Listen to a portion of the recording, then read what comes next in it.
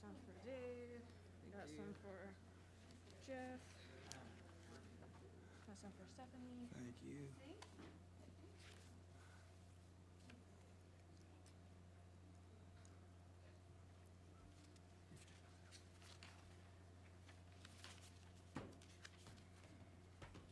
Thanks, Monica.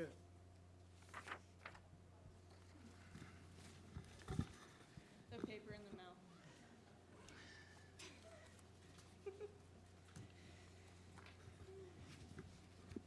Okay, good afternoon and welcome to our work meeting of the Board of Education of Iron County School District. And we have all board members present, and so we will go ahead and call our meeting to order. I have asked Stephanie to give us a prayer or a thought, after which Jeff Corey will lead us in the Pledge of Allegiance. I've been waiting a year to give this thought. I just got called on, so thank you, President Johnson.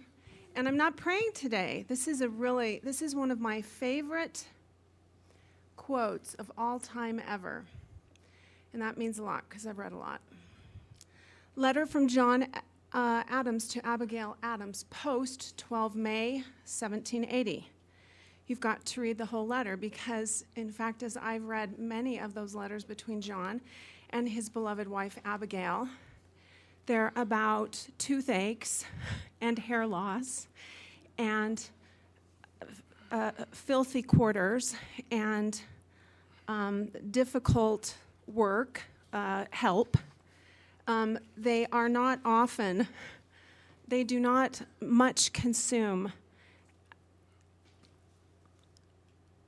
the chronicles of this nation, what we have come to revere in our beloved forefathers. The end of this letter I'm reading to you, and you know this quote, but I love it and you're going to hear it again. I could fill volumes with descriptions of temples and palaces, paintings, sculptures, tapestry, porcelain, etc., etc., etc. If I could have time, but I could not do this without neglecting my duty. The science of government is my duty to study. More than all other studies is crossed out with sciences. More than all other sciences, the art of legislation and administration and negotiation ought to take place, indeed to exclude in a manner all other arts. And then the lines that we're familiar with.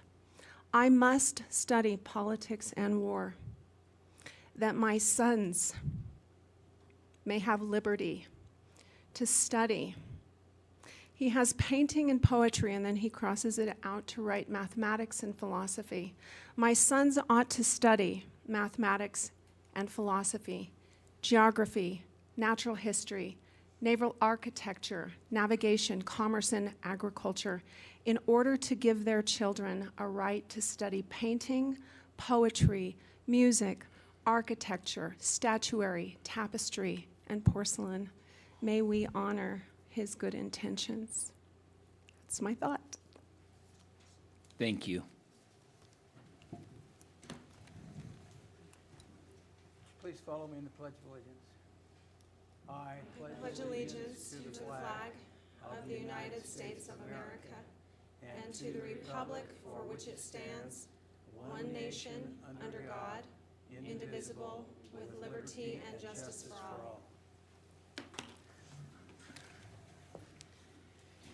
Okay, thank you, Stephanie, for that thought. That is inspiring. That is really neat. And Jeff, thank you for leading us in the pledge. Our first item on our agenda is training, and we have the opportunity to have some training associated with our local school board responsibilities for school community council oversight.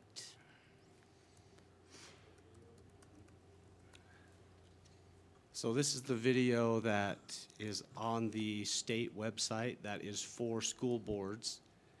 And so by watching this video, we can check the box on the document that's also attached for the award. So each time we have a work meeting. We're going to try to find something from that list that all of us can check off as part of that process of getting the Master Board Award. This is actually listed in 2 places on that document.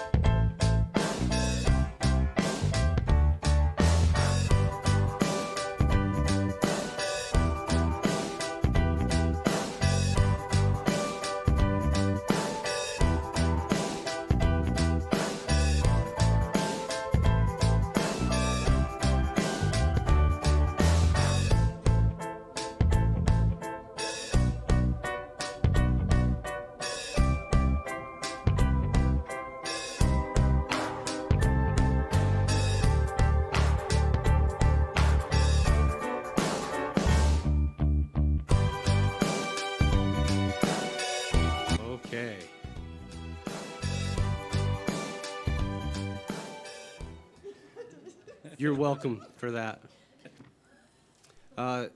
So I feel like this is pretty timely because you'll be seeing those plans next month.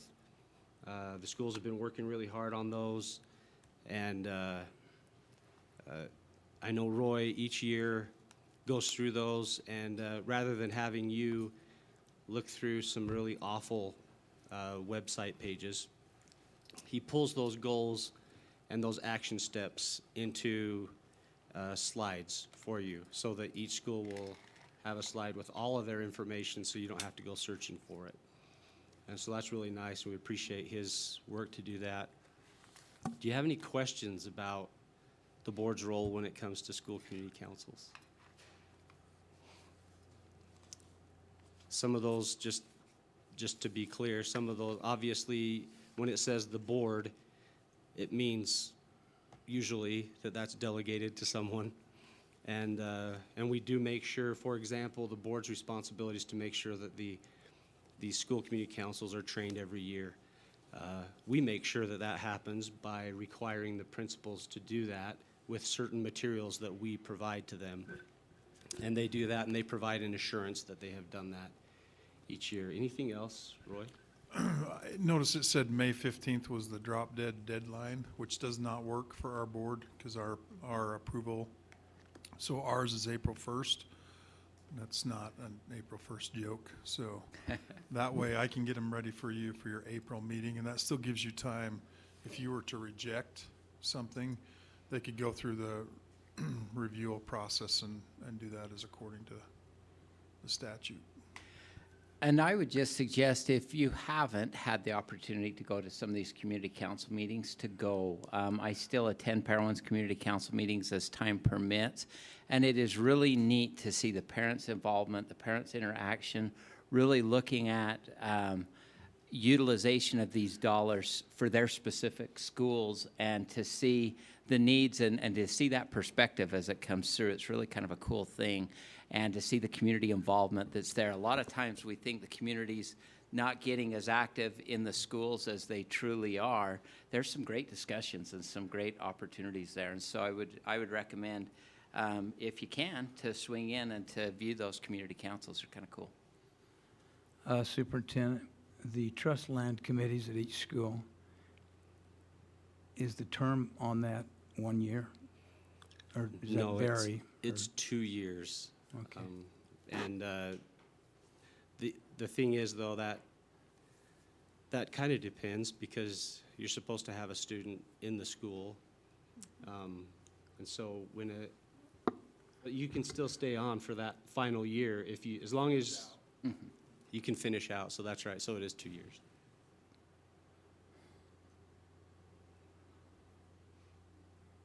Okay, thank you. Next item on our agenda, we will move into the information and discussion items. The first item that we have there is our school fees. We haven't made any changes to this since last month, so you can see there what those proposed changes are. The only other comment that I would have is there was some legislation passed this year related to school fees, so we're going to, within the next, I can't remember if it's next year or within the next couple of years anyway, we'll be eliminating all general and co-curricular fees that occur during the school day. So But we still have a lot to learn on that. I think it's a phase-in of a period of time, and I don't think the legislature funded this particular thing yet. Is that? I think they did that one, but Not an unfunded they mandate. ended up funding it Well, Not one of for a year. we still have a lot to It's learn. one-time money if they did fund it, but We still have a lot to learn about this one, so yeah. as far as we're concerned, we still have to go through this process. Yeah, so we still will have fees for next year. Any questions, comments, concerns on the fee schedule for next year? We'll have one more opportunity for public input. That's in our next meeting, and then those will need to be approved in next week's meeting. We have to have that done by April 1st, so. Okay, thank you. Okay, item number 2 is facilities discussion. Okay, with the facilities discussion, we have those, a document there for you, along with some of Jeff's comments about the long-term planning. And we hope to hear some good discussion today about that. But we wanted to start out with the capital facilities slides that are attached in there. We'll start out with the board capital levy. This is an important levy that provides us the opportunity to address all of our facility needs, whether it's we need to replace a roof, we need to replace a parking lot, tracks, resurface the tennis courts, just new carpet when the carpet wears out. All of those types of things, heating, air conditioning, everything comes through the capital budget. And I'll turn Todd loose here with some of the details, but as you can see, we've kind of placed a red line right there of historically, the school board in Iron County has tried to keep that at .001. You can see that at one point it was above that and the board let it come down.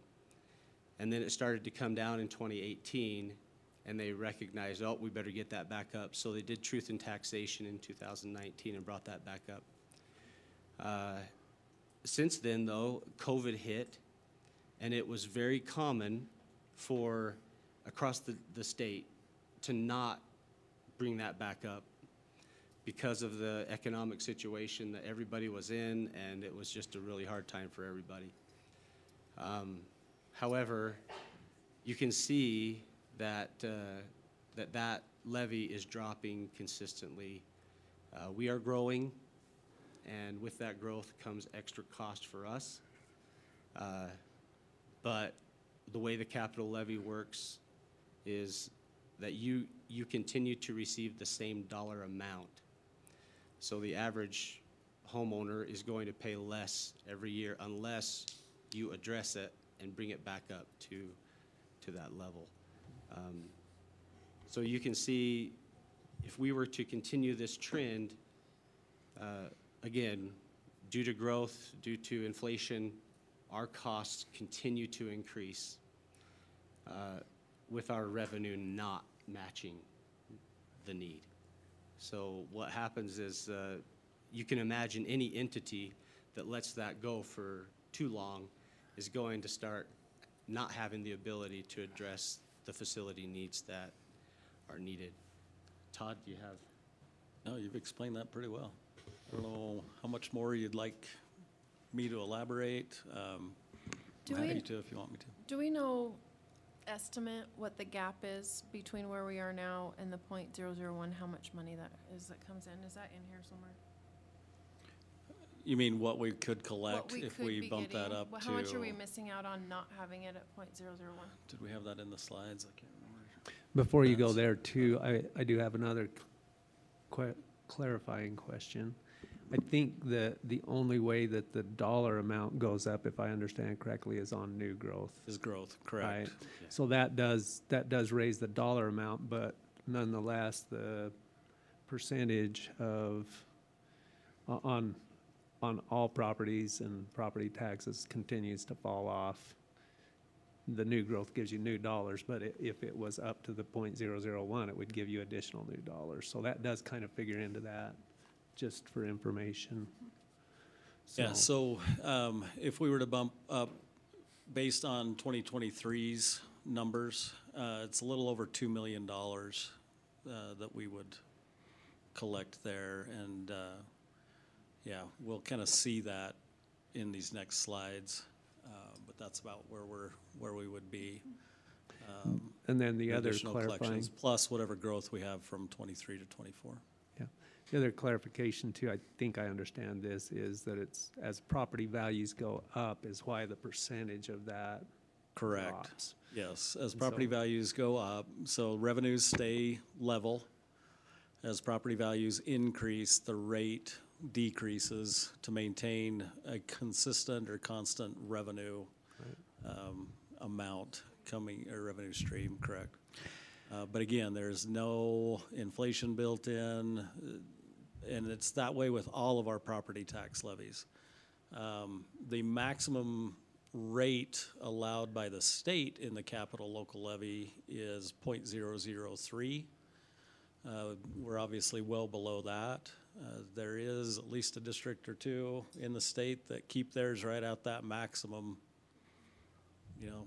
So maximum that rate, but 001 have to be. is 300% less of the cap that the state would impose. It's 1/3. Yeah, but, One-third. and what Yeah, that equates 1/3 of to the is total. 300% more that we could, according to statute, implement. But meeting that 001 is well below what the Correct, state what the state ceiling would would be. allow, Very good. for sure. Thank you. But And our- one critical piece in having this as a goal and an objective of the school board to keep it around the 0.001 helps in the planning phases of these types of situations. Because one of the questions is, why don't we have a 5-year plan? Why don't we have a 10-year plan? They do, but the true logistics of those plans are dependent upon the value of the resources that are out there, the cost of the labor that's out there, the cost of the materials that are out there. And the one thing that correlates really well here is home values tend to climb when labor gets more expensive, when cost of materials get more expensive. And so by trying to keep this at the 0.001, that allows us to help them as they're master planning this and as they're going through to try to evaluate our capital needs, our assessments, our roofs, our carpets, our construction-related activities, parking lots, all of those things, to account for some of that inflation as it comes through. And so while we will trend off as home prices continue to rise, having the objective of the school board and understanding that concept of trying to keep us around the 0.001 helps them in the planning phases of things as they go through. Otherwise, in my opinion, we're asking for an impossible task. We want you to plan for 10 years down the road, not understanding what is going to happen with inflation, not understanding what's going to happen with construction costs, not accounting for that in your model. With capital improvements at the university, we have a similar statute that we run through, but it accounts for those things because it looks at the value of the properties that we have and runs a percentage similar to this all the way through. So we have that inflation essentially built into our process as we go there. So having the 0.001 as the standard, even if we vote to move it up to there, we've got to continue to be systematic in watching that in order to have any expectation that you pull together a valid 5, 10, 20-year plan. So if we have people moving into our community who don't have children and they're buying big homes and their value's going up, does that, does the percentage just stay the same no matter what, or does that go into surplus, or how does that work? So as there is growth, so new homes built, new businesses come in, that type of thing, those do get added to our revenue. So our revenues will increase as a result of growth. I can actually, this might help. Let me.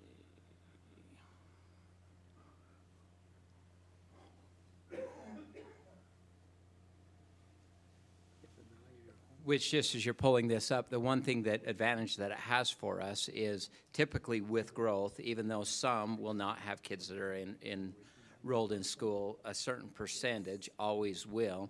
So that accounts for some of the additional wear and tear, the utilization of the rooms, the need for expansions of canyon views, weight room, those types of things. We would have the opportunity to be able to account for that growth as it comes in, because it does increase the amount that we have. It somewhat accounts for the growth, at least on the capital improvement side of things. Right, expansion of facilities and that type of thing.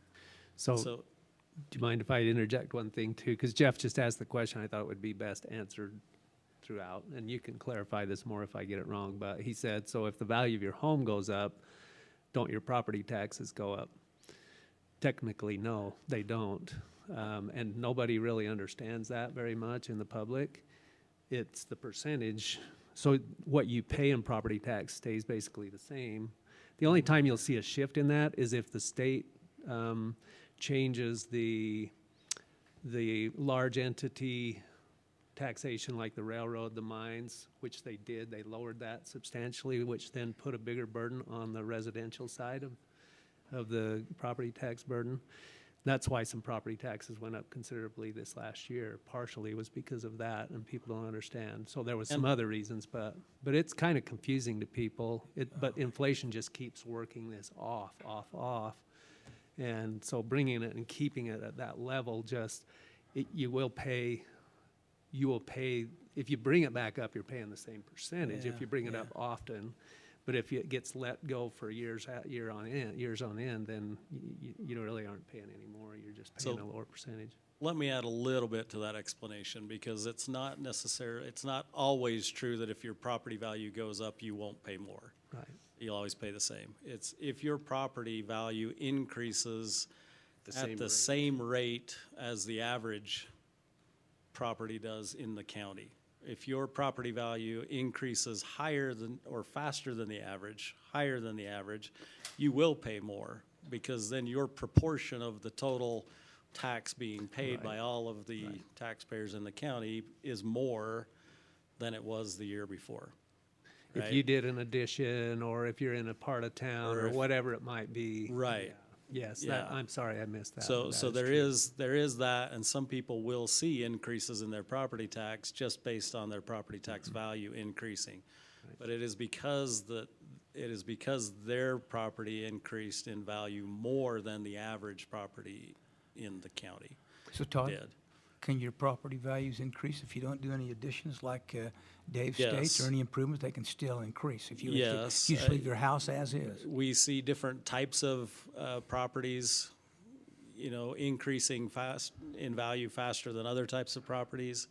It could depend on, is it single residence? Is it high density? Is it, there's where it is located. There are a lot of different reasons why property values could go up or down depending on where you're at. So it's all a balance thing. It's still the same number of dollars coming in. Yeah, and that's total. what this shows right here. So if we have, 16,000 properties, and each property is assessed at a .001 rate, the tax per property is $275 per year. So we're generating $4.4 million. Well, next year, the value of those properties increases from $275,000 to $300,000. It drops the rate. Overall, on average, every homeowner is paying $275 still, right? Now, that distribution could be different among those 16,000 residences or property or taxpayers, but we're still only collecting $4.4 million until you add growth. Now, when we add another 2,000 properties or taxpayers there, then we do get an increase. Those 2,000 pay the same amount, same rate, and we bump up to 4.9 million. But it's due to the growth only. It's not due to the increase in the value of the existing properties. And that kind of addresses help growth, but it doesn't address inflationary. Correct. And So, growth would cover, we have to expand facilities due to growth. We have to increase the number. One of the things that this pays for is all of our servers, right? Our computer information technology servers and that type of thing. So it's more than just properties. It's also other large equipment purchases, buses, those types of things. So if we need more buses to transport more students because of growth in the county, this will cover some of the growth part, but it won't cover the 10% increase in the cost of a bus this year compared to last year. And so that's why it becomes critical, not only do we raise it to the .001%, but that we as a board continue to do that. That's the only way we'll account for inflation. Otherwise, the price of goods, the cost of services will increase so significantly that it double dips in that to where we're unable, we've got less money because of the percentage, and we're inflationary costs make it so that we can't keep up with the times. And so as we're pushing for a detailed plan here, I think we've got to take some ownership as a board and recognize the need, if we're setting expectations, that the .001 becomes kind of the standard that we push forward to give them a goal to be able to work towards. Like Dave said, that's the only thing that accounts for inflation. This accounts for growth, but it doesn't account for inflation unless we're continually getting back up to that .001 mark. And just incidentally, that's part of the pickle the county has found themselves in, because they just didn't do this for so long.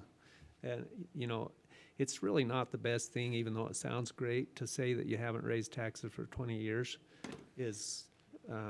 We have to take responsibility, and we need to look at this in a continual way, and that way the tax bumping to keep it where it should be, the increments are much smaller, much easier to swallow for everyone, and it makes a board look a little worse to the public when it's gone a while and trickled off a long way, or a county commission or anybody else, and then you've got to bring it back up, or you're getting a $20 haircut that you only can pay $6 for, you know, so to speak. So Look anyway. at Dave and I at 100% agreement on this. That's pretty cool.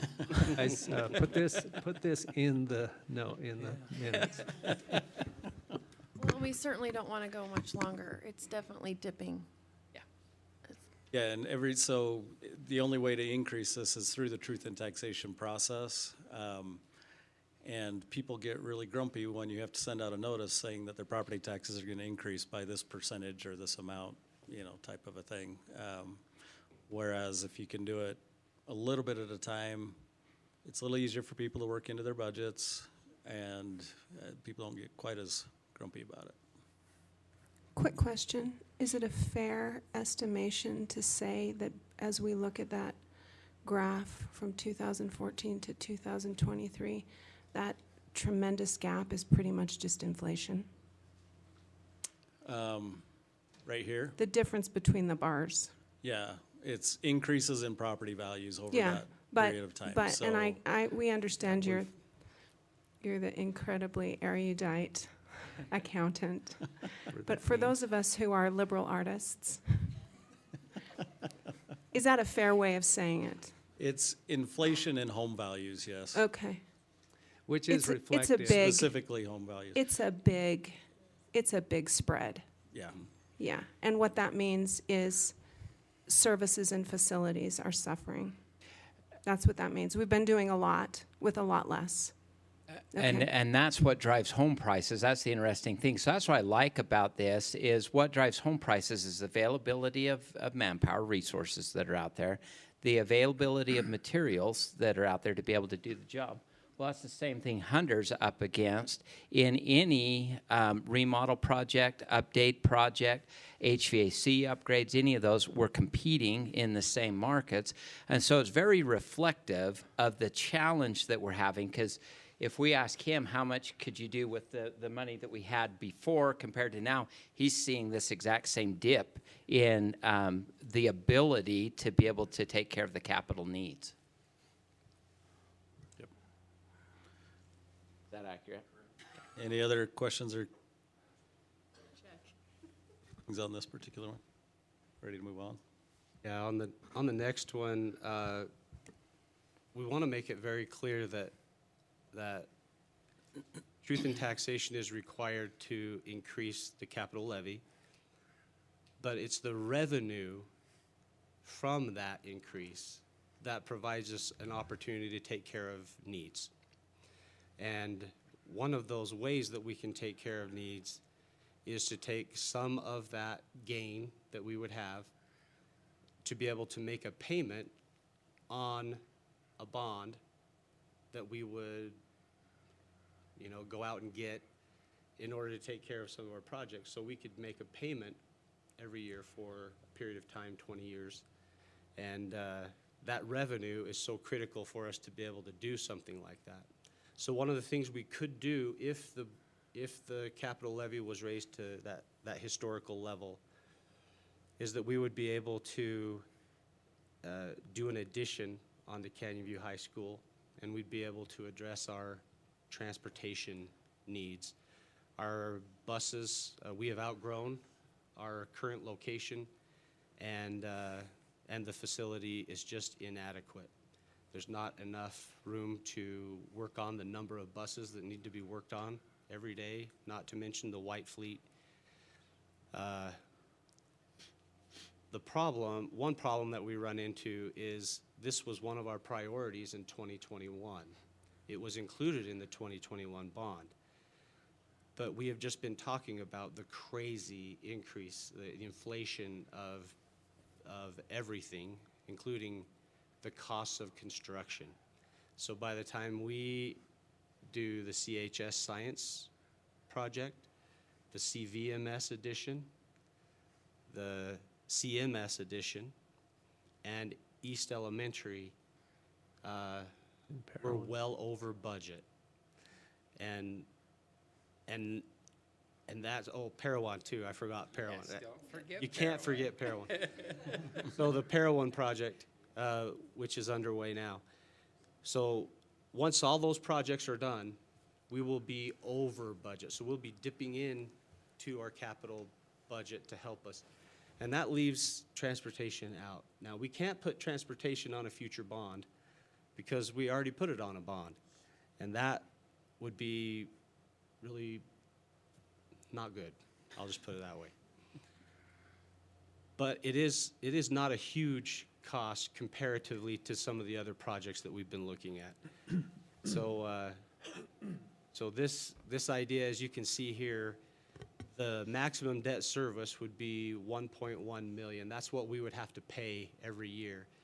Now, if we were to increase the capital levy up to that 0.001, we would have plenty and then some to be able to pay that payment and still be able to address some other needs that we have. So and the impact of that you can see listed there. But that's kind of deceiving because that's not on top of, that's just the lease revenue bonds portion of what was already increased by the board through that. So it's not like in addition to the 0.001, it's included within that increase. One thing that's interesting with this, because as I look at this, it's got Canyon View High School, which I understand that there's a need, transportation, which does have an impact on Parowan, but the projects that are here are not specifically oriented towards where I live. However, the critical piece that we need to understand is how else do we fund these projects? And if we do have to pull from capital, then to do these things or to take care of these things without increasing that rate, then all of a sudden the things that are going on at Cedar High School, the track needs, the tennis courts, all of those things just get further and further down the list and pushed down the list. So by increasing the capital levy, doing the lease revenue bond to take care of these projects that are here, now all of a sudden we're not having to rob the capital fund. That then takes away from Parowan, from Cedar High School, from some of those other things, and those projects can have the ability to get done. And so even with my perspective, and I'm biased towards Parowan a lot of the times, No. If you didn't notice that, this is a fantastic win for the district as a whole all the way through because it doesn't rob those opportunities for the needs, the projects, the HVAC projects, the other things that are needing to take place at all of our other schools. So if I understand correctly, we basically ran out of money because of inflation costs? Yeah. And how far over were we? That's a good question. I don't know that exact amount. Okay. Because I'm looking at it, It's not final yet because a Okay, lot of yeah. our projects are still in progress, and we have a lot of contingency sitting in there. okay. And didn't Hughes but tell us it's- a few months ago that it's was gonna- increasing 2% a month? So in fact, we don't know how far in the red we are because we're still Well- accruing red. Well, we're hoping that we don't use the contingency that's built in and we can recapture that. And we So- do now have contracts. We are under contract on all of our projects. Yes, so we're not subject to much more inflation that way on the current projects. So Tiffany, does It that will- make sense? It will be with- in It the does, so, but, millions. It will yeah. be in the millions. Right, Just so that you because know. I'm looking at $4 million, and that doesn't seem like a huge amount for what we, for a big bond. But I know that last time when we were looking at the bond, we were saying, are we putting enough money in the bond to, to kind of assess for some problematic inflation? And it looks like we probably tried to do that last time. Obviously, I wasn't on the board then, but we still ran out of money. So I'm just thinking, we need to learn from this and maybe think about this as we go into lease revenue bonds, because we may be hitting into the same situation. That's all I'm Exactly. thinking. Yeah, and that critical piece of keeping us at that .001 then accounts for some of those items. Well, and once the projects are, are funded through the lease revenue bond, excuse me, that's not going to increase more over the 20 years after the projects are done. You might see some increase during the, or getting the contracts put together and all of that sort of thing. The other thing is just to remember that the lease revenue bond is not the same thing as the capital levy, but it goes against the capital levy. That's how it's funded. So they're two different things completely. And really, if you look at this in a future, looking down the road, if we maintain the levy really close to where it really should be over time, you technically could start, I think you can put money away for projects and not maybe have to do a lease revenue bond in the future on things like this too. So right now, because we have an immediate need, we can service that debt easily with the capital levy. And this is really what capital levy is for modest improvements to buildings and facilities. And It larger isn't to build equipment new purchases. schools necessarily, unless the board decides to go that way with the public, but it's appropriate use of funds. And maintaining it, even if it had been maintained at a little higher level, in spite of the troubles we've been through economically, we would have had more disposable income right now than we have too. But it's just taking responsibility as a board, and hopefully future boards will do that, to maintain that, and then using good, disciplined financial practices to put a substantial amount of that money in accounts that they can be utilized for these kinds of projects in the future without maybe not having to have a bond, a lease revenue or whatever. So it's a practice that, in my opinion, and I've been supportive of this idea for some time, but in my opinion, this should be happening. So Todd, Yes, with regard to the Perham facility and East Elementary, is everything under total contract, so we won't have extra expenses, including landscaping and whatever else will be done when it's completed? I believe so, Hunter, is that correct? Yes. Yep. Unless we have significant, Unforeseen. problems, unforeseen circumstances Yeah. come up and we have to do change orders, but there are contingencies in place for that that we hope would cover anything like that. So, and that's where some of the savings could come in as well, if we have set aside in contingency more than is necessary or more than is needed for that. And then on the next one, the board's conversation last month kind of helped us to narrow down where we think probably the board would like us to head. And that it includes, what we're trying to do is make sure that we're addressing the needs and getting creative on how we do that. We still have a need at our elementaries. We have space issues, and we'll go into that information in here in just a minute, but we believe that, based on the conversation from the board, that a proposal to hold a general election bond in 2024 would make sense if it includes just the two projects, the new 10th Elementary and the new alternative programs facility. You can see there the cost of each and the estimated impact, annual and monthly. That obviously is estimate. We don't know what the economy is going to be like at that time.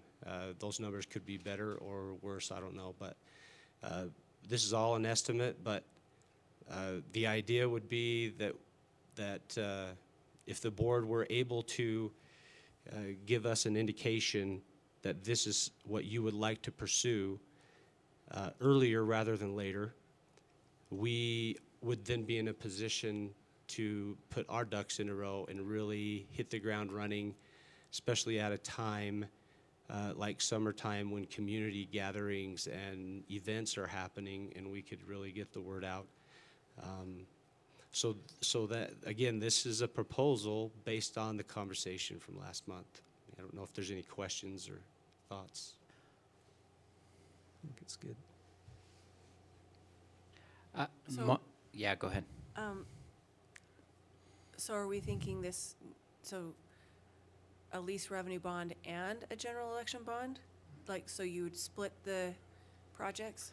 Is that what you're thinking? That's a great question. So the lease revenue bond would be totally taken from the proceeds of the capital levy increasing. So all those two things are connected. You can't do the one without the other. The general election bond would be the public would either say yes or no to these projects. And this would be on top of anything else that we would do with capital levy so with the lease revenue bond, the board votes that into place. If the board feels like we have the money to pay for it. So the only way that would happen is if the board chooses to increase that capital levy. So the steps would be increase the capital levy through truth and taxation, then go for a lease revenue bond for the two projects, Canyon View High School and transportation. That would be all done in like August. Then in November, the public would vote on whether they would like to see these two projects done or not. And that would all be an increase above and beyond the capital levy. So can you help us understand why those two projects you would leave to a general election bond? Just help me understand kind of what the thinking was, why you kind of put those two there. And if I could interject, one thing that I really appreciate with this process is listening to the public. We don't want to go back out with the same bond that we had because it didn't pass. Even though it was very, very close, it didn't pass. Okay, so taking that information, running through that, how can we identify some of these items? My thought process here is that the district has done a really good job of evaluating, okay, how do we sustain our ongoing needs? How do we take care of the Canyon View situation that's over there? How do we take care of the bus garage? And really, those are capital items that should be taken care of with the capital levy. And so by doing this, we right that piece of the ship there.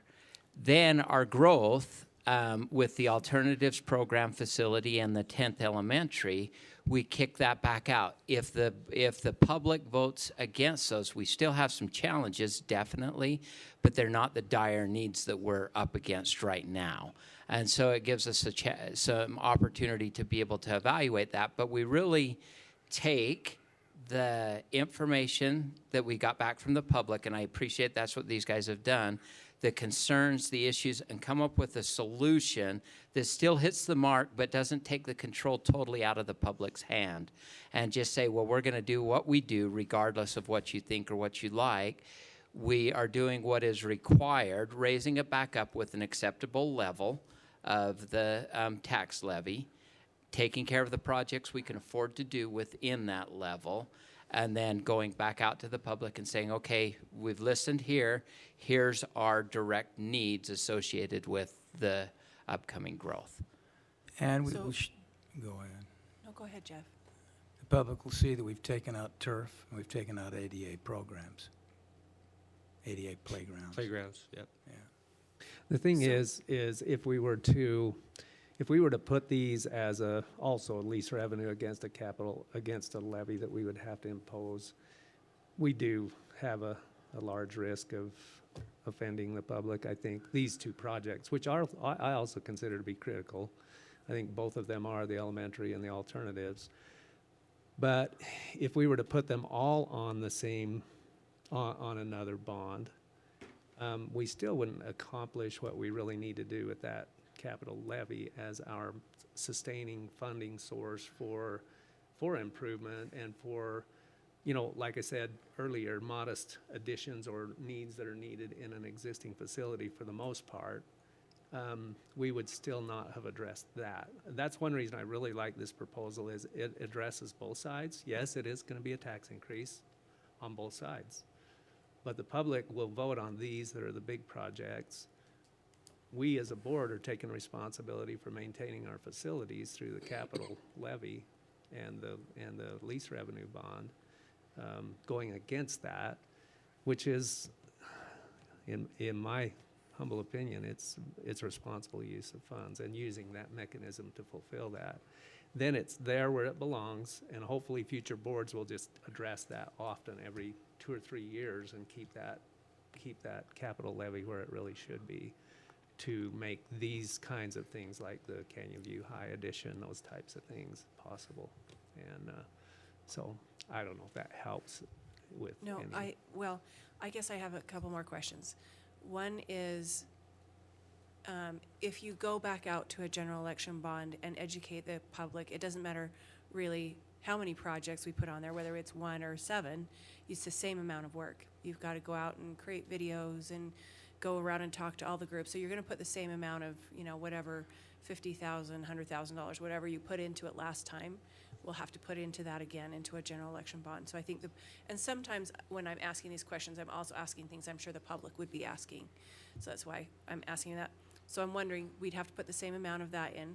And then what kind of process did we go through to know what, like when we're saying, we listened to the community, because I think a lot of us heard a couple different things, you know, like, you know, you shouldn't, with South Elementary or the turf or whatever it was. But I'm wondering, this piece of information that we got, I'm wondering, has anybody talked with this group? Because they put out a lot of money in an ad that basically said no taxes. And so I'm just wondering how, when we're listening to the public, is this something that they are willing to support us on, and maybe put an ad out to say, we now do support an elementary school? Because I'm just thinking, if we go down this road and we pay another $50,000, $100,000 for you to put all this effort in, are we going to have the support of the community? Or how did you get to that point to think, these we do feel pretty confident about? Like, just help me understand why Well, we feel confident about that. It really goes back to, thank you, that's a great question. It really goes back to what Dave was talking about with the immediacy of two things. Correct, yeah. And those, we felt like they fit in that capital budget, and that's the types of things we should be doing ongoing without needing, you know, to go to a GO bond. But when you're talking about a new elementary, a new alternative programs facility, we feel like those, well, first, let me just say, I think you can see that our needs haven't changed one bit with the failing of the bond. Right. We still have alternative program needs. We still have crowded elementary schools. We still have needs on the playground for students with disabilities, which, by the way, would be quite easy for us to address if we're able to get up to that .001 capital level. So it is not a matter of we suddenly thought of these projects. It's a matter of we have the same exact needs that we had a year ago, and we need to structure them in a way that is palatable, that's doable, and that we can get some things accomplished. So that's why the capital levy comes into play for those things that are most immediate. And you know, our feeling is a 10th elementary alternative program from now to completion is years down the road.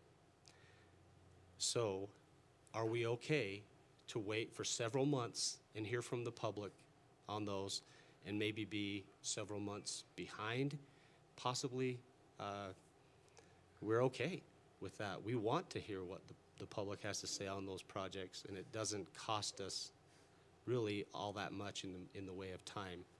Those other projects, though, if we go another year, another 2 years talking about it, we're in trouble with those, more so than the others. So those are some of the thoughts that went into what we're proposing here. And So just, sorry. just to answer one of your questions about the ads, I have had conversations with several on that, on the Republican Party leadership in the county. There is one person who is going to still probably use the same arguments, but there are several on there that are definitely very supportive of this idea. And would they put out ads to support it? I would bet they would either do that or they would at least not have something like that published again by Okay, that's virtue. comforting.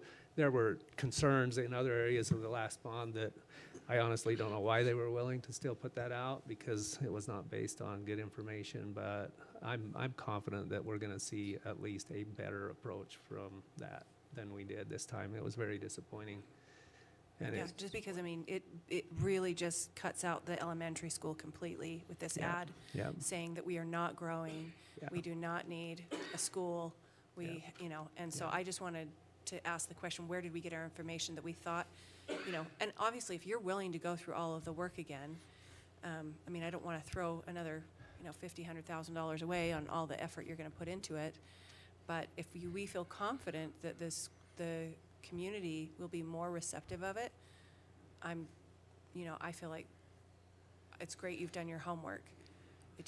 I just feel a little bit nervous, to be honest. And I think we know some of the arguments. A lot of that stuff happened in the 11th hour.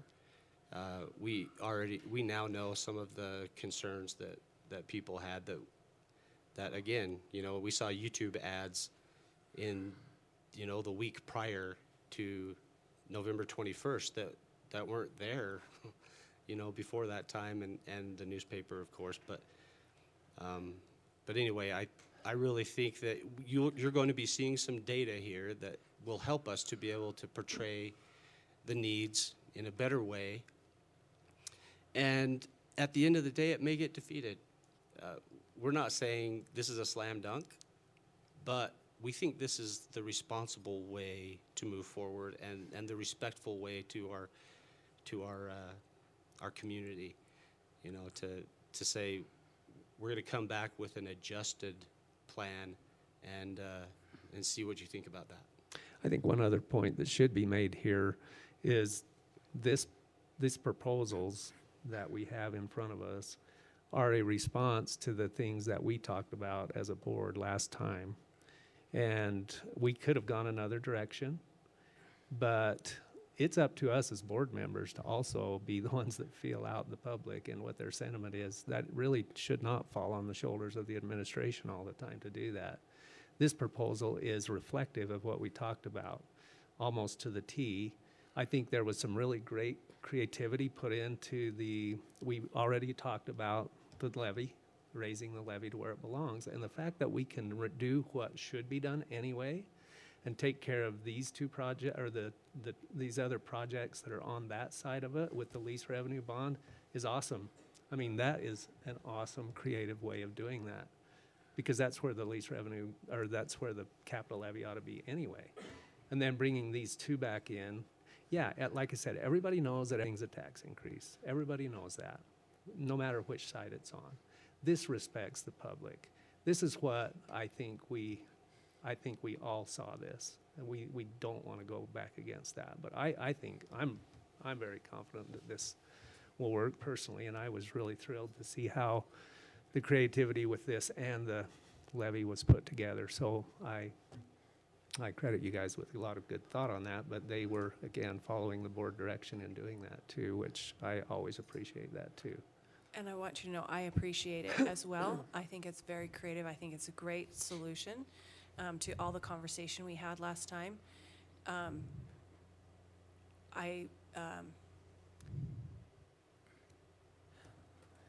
I'll just leave it there. I have another thought, but I want to. Okay. Well, and one thing I think as we go forward, I think it's important for us to be unified as a board as we go into this. That's one of the critical pieces, and frankly, a failure, in my opinion, with the last bond, is that we had some that were not as supportive on the board. So I think us looking at this, it hedges our bets a little bit, because if we do not have the support from the public, if the public cannot see the benefit that comes through, we still are able to address those critical needs. So I would be very concerned if we were saying, well, let's just go back out to a general election bond with the Canyon View project and with those other projects, the bus garage project on there, because we recognize those are a critical need. And I appreciate, you know, Dave even understanding that this is a great process forward that helps to address those concerns, but yet still gives us the opportunity to get input from the public and to take that. So I think it's a good balance in that process of meeting critical needs and understanding and accepting that input from the public. Yeah, well, but our greatest challenge is going to be educating the public about a tax increase. They will not understand. They had a hard enough time understanding what everything we were doing last time. And so now when they get to the ballot and they see that there's a tax increase, that will be the challenge. Because anyway, 'cause I last agree. time it was I tax agree neutral. 100%. I think it is going to be a huge challenge. But if we can get the board's agreement and support and get that codified early. Last year, we didn't have anything official until August. So we were kind of behind on a lot of things. So if we were to know early, I think that gives us an opportunity to get the information out. Now, if it gets voted down because everybody understands clearly what this is, then that's great that we heard from the public. But I don't want it to be that people didn't understand, and that's why, it didn't. I think it takes some time to find the sweet spot. And so when you suggest, and I agree that we're going to have to do a lot of work. We've been doing the work for a year, for the better part of a year. And good things come hard. And we've been working for a year to educate. And maybe we missed the mark. But we hear it now. And I believe that the community at large became quite invested, maybe a little bit too late. And there are a number of people that I chided as I heard criticism after the bond had gone forward, wondering where they were for the 4 months when we were actively engaged in earnest discussion. And unfortunately, I have to say this, I think that a ball got dropped there. Well, we're picking it back up. We're picking it back up after we've heard, and I think we found the sweet spot. I think we're all in agreement, very grateful for a creative distribution that the district has created in this proposal. And I just want to look at the meat now. I want to look at the numbers so that we have a much better understanding and can go forward, because we have ears perked, and we've had them for some time. And so let's get at the meat. I like the proposal, Superintendent, and hopefully we won't have to deal with another bond on the ballot from some other place. That might have an effect. One person commented to me, that's his opinion. He said he kind of felt that people saw these bonds and check. Yeah. Yeah.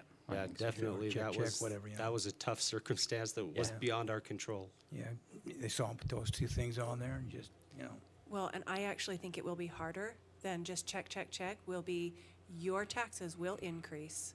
Those words right there, nobody will understand.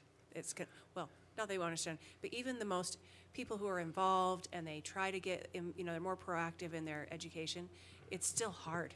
People are just busy, and trying to understand what this is about. So, but if we can overcome that, I think this is a good idea. If I they could will just also see that add a we've dropped a reminder. couple of projects. We are, in all of our official communication, going to have to show that taxes will increase. But the reason that we're showing that is because there will be a significant decrease this year in that debt service levy. So just a reminder that even with these two increases that we are talking about, we still don't make up for the decrease That we have in the this year. debt service levy. Right. And that will be a harder path to we will have to educate Harder to people. explain. Yeah, harder to explain. Great discussion. Thank you for everybody's time and investment in looking through that. Do we have additional items on that? Okay, keep going. And we can fly through these, but we wanted to provide some just additional information to the board for your consideration. There were some questions from board members that prompted us to put some of this information together. So the blue indicates the number of classrooms that are available. I want to stress something here, though. If you look at East Elementary, there are 27 classrooms available. But if the school uses all 27 for regular classrooms, then where do they do the wellness room?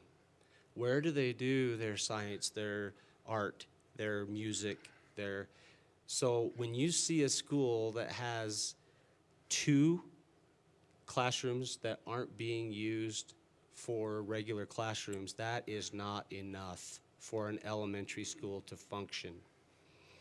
So it's important for us to understand that even though technically we could, at North Elementary, occupy 2 more classrooms, but that puts them at such a tremendous disadvantage because they actually need maybe 4 or 5 classrooms to be able to do reading groups and pull-outs and support for math and all the other things that they're doing. And so when we say we're out of space, that's what we mean. Not that every classroom has, in some cases that is true. Some classrooms, some schools have, every available space has a regular class in it. And it's important to mention that is with portables in place here. This is with portables. Yeah, this one is with portables. So you can see that Iron Springs and Three Peaks, you can see that they have more current classes than they have classrooms. That's possible because they've had to convert other spaces into classrooms. Just to make that work. In the next one, you'll see what it is without portables, and it gives you a much better idea of And then where these we're at. portables will be relocated to Parowan, right? You want them? that. And so one of the things that we wanted to address is just the idea that that a 10th elementary, let's say that enrollment were to decline for the next 3 years at our elementaries, it would have to decline at a rate that would be just astronomical for us to recapture the space that's needed right now. We are well overdue for the space. So this is the type of information that I think is really important that we put forward. The other thing that we wanted to mention is that these portables, it was mentioned that maybe the goal is to get rid of all of the portables and maybe repurpose those. But we haven't really thought in this whole process, our thinking hasn't been the goal being to get rid of the portables. The goal has been to free up the portables so that could be used for your art room, your music room, so that you don't have a regular class out there, but you have kids that can go out and do these activities out in those rooms. Because we are so far behind in space that even if we were to get a new elementary school, in many situations, maybe not all, we would still probably need some portable ability to be able to go out and have an art class or interventions or something like that. So anyway, I just wanted to point that out. Thanks for making that point, Superintendent, of bringing that up to have the art and music. Having gone through the school system in this community, as I've said before, I don't remember having portables in Yeah, Iron County. it's a relatively new phenomenon. In the next one, you see the new school estimated classroom counts. A single level elementary would have 24 additional classrooms. A two-level elementary would have up to 33. We say 28 to 33 because North has 28. East will have 33 because of some adjustments that we made. On the next one, you'll see, oh, no, sorry. We'll stay there. Currently, we have 12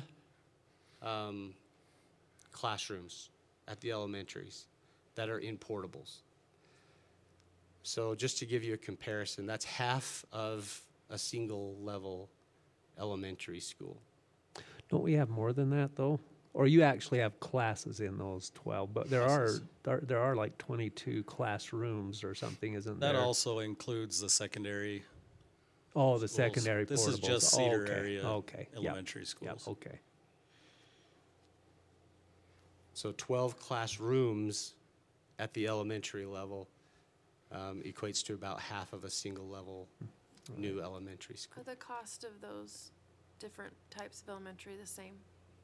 If you're going up, it's usually not as much. What's the cost difference between the single level and the two level? That's a Hunter, great do you have question. an idea there? On square footage, it's your cost per square foot. 3 weeks in Iron Springs are roughly about 60 to 65,000 square feet.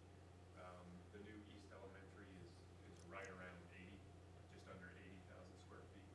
What's north? Is the 32 million we're proposing on the new bond for a one level or a two level? Thank you. Single level. That's, It would be more for a two level. Mm-hmm. So the cost Probably per looking at 37 to classroom, 40,000 for a bigger. yeah, Sorry, go the ahead. cost per classroom is probably not that much different, I imagine. Right. And the public understands that we're taking a little bit more space because of full-time kindergarten. Maybe they don't understand that.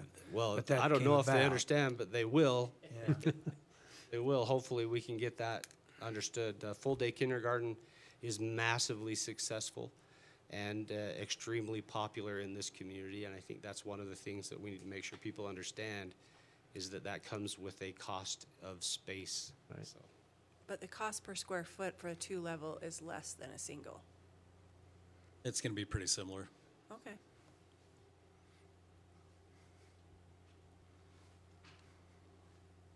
Ready to move on? Next one. so. Okay. So some of the long-term planning conversation that we know the board would like to engage in, I don't know if today is the day to have that conversation, but some of the thoughts that have come forward, we do have, our facilities plan. It is challenging, as been noted, for us to do that, but we have not really gotten into some of the areas that the board has had conversations about. We haven't really spent time thinking about and discussing long-term, do we want our high schools to be 4A, both of them? Do we want them to be 3A? Some people would like Cedar High to drop down to 3A and no longer be in the same region as the Washington County schools. Some people think that would be terrible. So there's just a lot of back and forth. Or maybe we want to have 3A, 4A, so we'd have 2A, 3A, 4A within our district. I think that's a great conversation. It's something that we would love to have the board engage in discussing, long-term, what would we like to do? We've been functioning under the assumption that eventually Canyon View High School will match Cedar High School in enrollment. And whether that's natural or whether it comes through a boundary adjustment. But one of the reasons we like the addition idea is that it allows us that opportunity to have similarly sized high schools. And that puts us in a region with the St. George schools, which allows us to not have to travel so much for our activities and everything. So that's how we've been kind of functioning under that assumption, but that might not be what the board wants or what the community wants. The other options there listed under grade configurations, and that's a great conversation too, and they have major implications for future planning of facilities. For example, if we were to decide that we prefer the K-6, 7, 9, 10, 12 format, that means that we no longer start thinking about new high school, new middle school. That's off the table. We have to be thinking about multiple new elementary schools to be able to accommodate that 6th grade. Because you need approximately the same amount of space for middle schools, and you actually free up space in the high schools. But where you don't have any space is the elementary. So you may be looking at not 1 new elementary, but 3. And long-term planning, that's important for us to know. Other things to consider are that some districts make the change from where we're at to that, and some change back. The main reason, and I was a part of that in Uinta School District, is because in 9th grade, think about all of the options that a 9th grader has at CHS. They can, all the CTE options, all of those things. And that's because you can have a teacher who teaches a certain specific thing to 9th graders, 10th graders, 11th graders, 12th. But try and bring that program for just the 9th grade at a middle school, that is hard. So what you end up seeing is a teacher will have a class period at the middle school, and then they've got to hustle over, if that's even possible. And then you have the activities, and that's what really drives people nuts, is the 9th grade being separated, and then when they have to join the high school for their athletics and their clubs and everything, is problematic. So I have seen that shift going from the 7-9 model back to a 6-8 model because of that reason. But there's positives for sure on the other end of it too. There's just pros and cons. So we are very interested in that conversation and hearing, you know, the board, and maybe starting to go through a process of finding out what are all the districts doing in the state, gathering some information so that we have some more information to go off of. But we're kind of looking for direction on that, on those types of things, which we think are super important, but we're not sure exactly how the board would like to go about it. And if the board's okay with it, let's go ahead and open up the discussion there. I know that we're short on time, but let's give some input and some feedback here. My vote is that Parowan stays with their elementary school through 6th grade and then leaves 7th through 12th grade at Parowan High School. So That's radical. but- okay, as long as we can do that, then I think the discussion.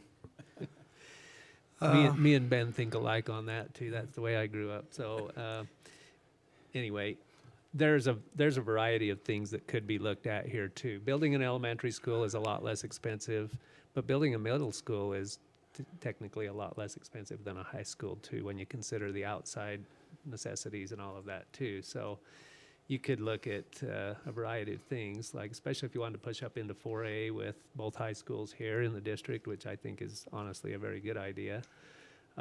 If you went K-6, when the growth demanded that the middle schools were getting overcrowded, you go back to K-6, you have to build an elementary school and probably another middle school or something of that nature. Maybe even 2 more middle schools to supply the 2 high schools. But I think I really am thankful for the idea that we look at some future planning here. Do we want smaller elementary schools that are a little more neighborhoodish? Those kind of things. And I think we'll want to hear from the public a little on all of this too. There are expenses involved in smaller schools, obviously, for administration and operations. But having a clear vision of where we want to go, I guess I just want to throw this principle out, as I mentioned last month. If we have a clear vision of where we're going, which doesn't mean a future board can't change that vision, but it gives the public an understanding every time you come forth with another go bond, this is the step that you already knew was coming. And we're working within the framework that we've designed and agreed to. So however we craft that, it's going to take a few months to go through this and actually see where we'd want to go with this, with input, from the public and the board and administrators and school administrators as well, because there are those mechanical, logistical issues that do come into play in all of these. It's not all about academics. A lot of it is. A lot of it's about sports and activities and all those things. So we're not going to find that solution today, but thinking about different ways of doing this and coming up with a plan, I think it's something that has been lacking, honestly, and needs to have good direction so that the administration kind of looks at all our financial preparations through all the different funding sources, and we can plan a lot of that into capital, and some we would have to plan as a voted bond. I just think it really would help calm the public in their thoughts about when these things come, if we present that in that So way. Dave, I appreciate your thought process here and like the direction that you're going. I just want to clarify one thing really quick, because I agree, getting the public input, really seeing the direction that this goes, and utilizing that information to decide on future bonds. But even with the information we have right now, this wouldn't have an impact on the process moving forward with the increase in the levy and the general obligation bond that we have proceeding. So I think that needs to be clarified as a point going across. That while is that correct? Are we on the same page? Yeah, absolutely. Because we might have some general idea here to say, yeah, we want the smaller elementary school or we want the larger elementary school. We should think a little bit about where we're going with that right now.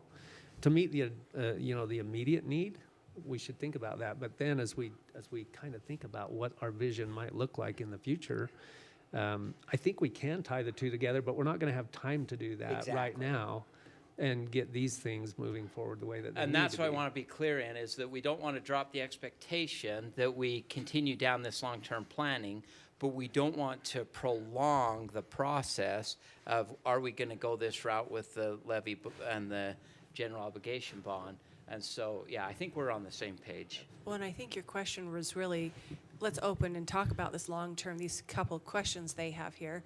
And I would like to get information from, my district and knock on some doors, but just off the cuff and having my own children go through the system, I'll tell you kind of my gut feel is that definitely keep the 9th grade in the high school for things like access to great teachers and programs, and then the sporting events, and because they start becoming part of, some freshmen play on senior, varsity teams, and just as a parent, I think that would be a real struggle as having a freshman at a different location. And also with the language classes, I know that was a really great benefit to my daughter, having access to great language teachers and, some of those extracurriculars like dance, Muay Thai, things like that. And then as far as 4A and 3A, we were at a school, I'm not even going to remember which school we were at, but the teachers talked about how being surrounded by a high caliber of students helped their students rise up. And we were talking about dual immersion versus, how they were pulling away some of the best students. So I think keeping ourselves in a 4A and competing against the schools in debate and music and sports and all of those extracurricular activities and having less travel is nothing but a benefit to our kids. But that's my humble opinion. Could I address a couple things that you've put on here that I suggested? And we did have an invitation to communicate with you from last month, any ideas that we might have, okay? And I'm not saying these are all set in stone with me, okay? And I've made about 3 different phone calls in the last few days to various people. I may reference them. I have on here, keep South Elementary until its life's gone. And I don't know that we need to talk about that much anymore because I think that's kind of how we're going. It says consider going K6, 7, 9, 10, 12. I have spoken to Sherry Dodd Stevenson from Washington County. They are K-6, but they are also 7, 8, 9, 8, 9, 6, 7, and then 8, 9 in separate schools, and then they are 10 through 12. And she mentioned that one reason is space. They don't want to go to 2100 down there. They probably don't want to go to 1800 or 1700 either. I think they want to stay at 4A. And yes, they got some pretty big 4A schools, we get that. And they want to stay there. She also alluded to the fact that they can give more attention to ninth graders if they are with the eighth graders rather than concentrating so much on the seniors in a 9 through 12 setting, okay? They can, concentrate on the seniors, graduate and get their credits, whatever, give them more attention. They can give the ninth graders more attention in an 8, 9 setting. Anyway, that was the situation there, and they have, of course, they have the 6, 7, and 8, 9 down there, and they want to. I imagine they want to stay 4A. Okay, that's just the way that is. Build smaller neighborhoods, elementary schools. I like a smaller feeling myself. Don't need 1,000 kids in elementary or whatever. I mean, I just like the neighborhood feeling. I also addressed Shane. Oh my goodness, I got his name right here. Shane Farnsworth from Alpine. Alpine is K6, 7, 9, 10, 12, with the exception of Cedar Valley High School, where my boy teaches, but that is going to be going 10, 12. And I think the building thing was, once again, is what Shane mentioned also. Got so much space, and so they're, his personal opinion was to go K5, but anyway, they're just what I said. And so that deals a lot with the space situation up in Alpine.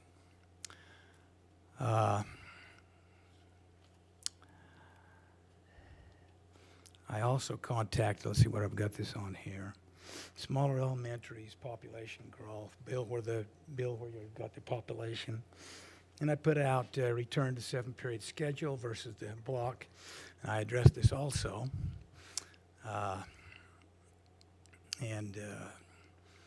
Mrs. Stevenson, Sherry, said that it's easier for them to address state mandates through a block schedule.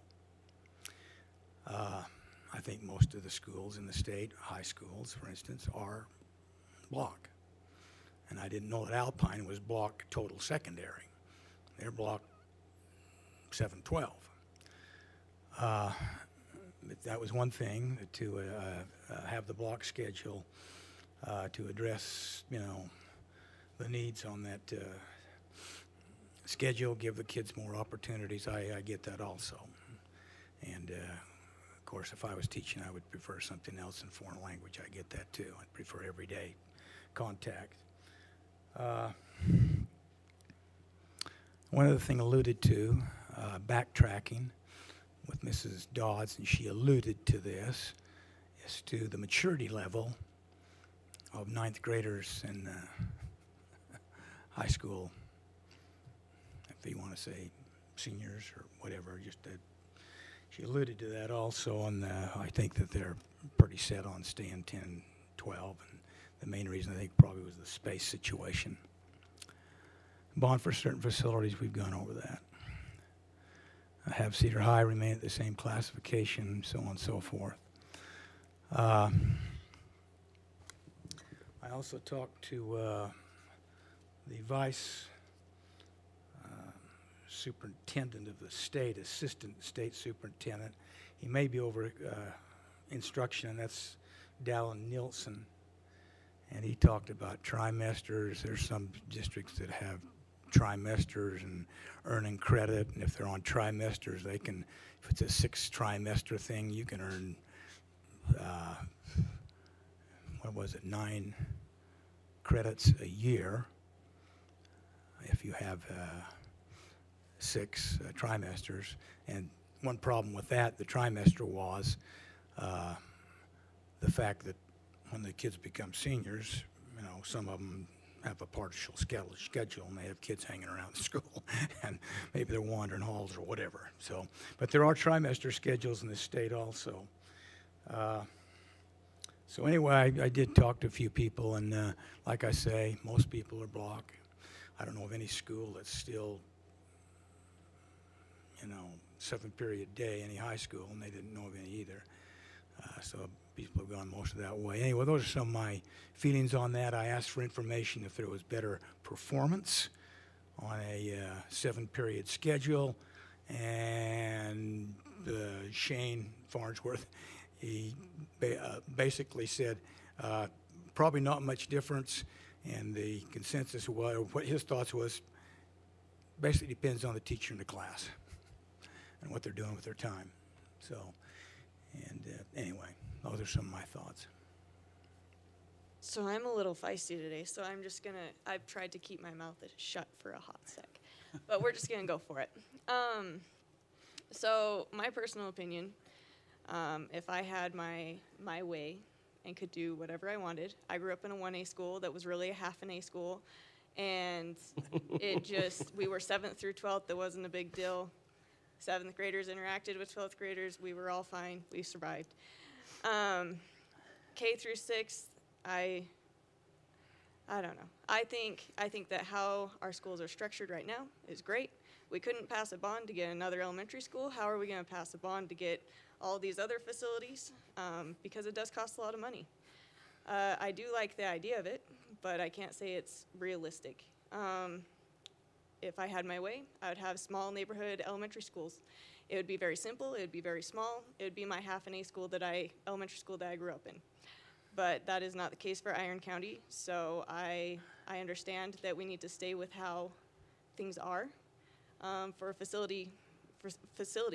Realistically, financially, there's not a way that we can change things like that because, like I said, we couldn't even pass a bond to get an elementary school that's needed.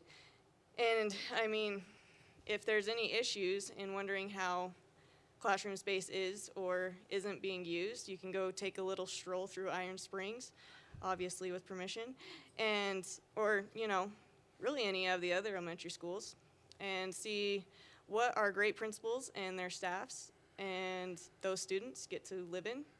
And I will get off that high horse for just a minute, and we won't go there. We speak about 4A, 3A. I will give my extremely unpopular opinion. I believe that sports should be privately funded. It shouldn't be. I'm on the Public Board of Education locally. I'm not on a sports team. I don't know a whole lot. I played, 7 sports growing up in high school because we were that half an A school, but I'm here for the education. I don't care what A they're in or what region they're playing in, or if they like this one more than this one. I don't care about that personally. It is what's best for our teachers and for the principals and for our kids and what we can actually financially get our community to get behind so that we can make the best of our resources for our kids. Because we've spoken quite a bit, Superintendent, about how I struggle walking into some of these schools and seeing those kids in their reading groups or wherever else in a hallway or in a makeshift little area, because we think so blindly about what we can and can't do for these kids. And here we are discussing all these things, and it's like, we just need to take care of, this 10th elementary school. Let's get that taken care of. I understand planning for the future, and I think it is essential. Don't get me wrong. Financially, all the ways. But I am quite tired of our kids right now being taken for granted, along with our teachers and our principals, because they deserve so much better for us. And I feel like, I'm sorry, I am on a feisty, high-rolling mode today, and this is what you get, and I apologize. But I think, honestly, we need to pull our heads out and get crap done. And whatever that means, we better get on it. And we better all be on the same team. And we better make it work. Because I am tired of our kids suffering for our actions.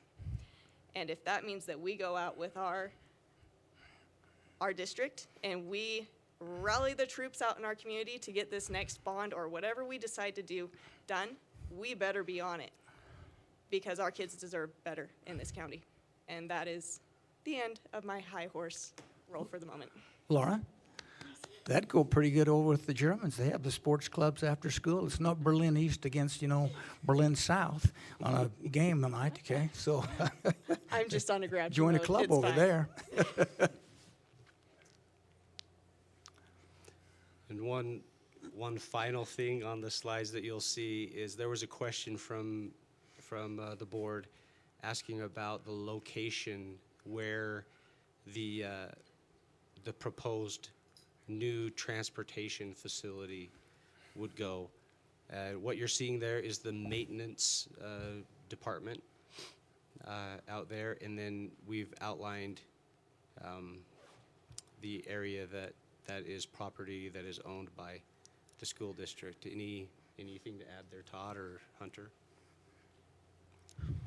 I don't think so, but this is where we were proposing to move the bus garage and yard there so that it's all basically in one place. So this is maintenance as well as the warehouse, those two buildings right there, and then we own this parcel up here and this parcel over on this other side.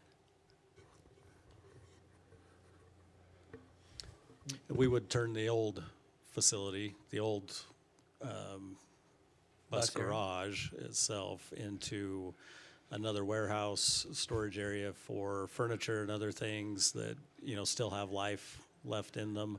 So they're not sitting at the schools in their basements or in the closets and that type of thing, and they'd be available for schools when they might need a few extra desks or something, so that we know what's there, we know what's available. We don't have to go and buy new when maybe we have something that is adequate in storage for us. Because we currently need those closets for reading rooms right now, so Yeah. you need to get your That would desk be out nice. of there. So. You don't have a comparative slide with where the bus garage is right now, but it's over to the east a little ways, and it's far smaller than what this property allows for too. In fact, it looks like even where the warehousing is, there's a fair amount of unused property there for things. So, yeah, I thought it would be good for us to see that. You do have it. Where am I at? I don't think you know where you're at. I don't think I do either. I think you gotta go south. It's the surplus, it's where they have the surplus cell, right? Oh, there it is.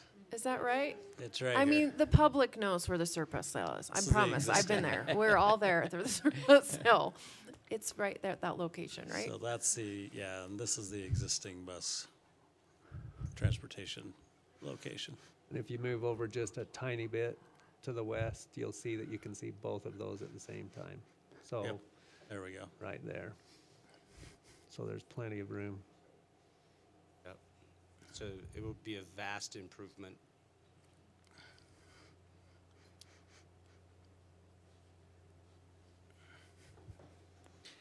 Okay. Even though there are a lot more slides, I think that was all we were going to cover today. Okay, The and others are take some slides time you've to seen look at the before. truth and taxation process. It was on a slide that's there as well, so that we can understand that process as we move forward. Thank you for all of the discussion. Thank you for the valid discussion. And I hope that the district and those that are listening, I agree 100% with Lauren. It is amazing the education that comes out of our schools. And as we navigate and as we talk through opportunities, as we talk through where we want to be, I think we need to not lose sight of the amazing things that are being done on a day-to-day basis, even as we look at those opportunities. President Johnson, Yes. some of us in our working duties today just jumped from one meeting to the other and Yes. might need a break. Okay. You asking for a friend? I am Yes. a friend that is not going to make it through a cell phone discussion. So don't break we for a minute. we are doing really well tonight. We are through item number 2. As you can see, we have a lot of items still to go. Let's go ahead and take a 10-minute break. Like, A I just 10-minute need break. literally 3 minutes, and I'm So back. 6:11, we will be back here at 6:21.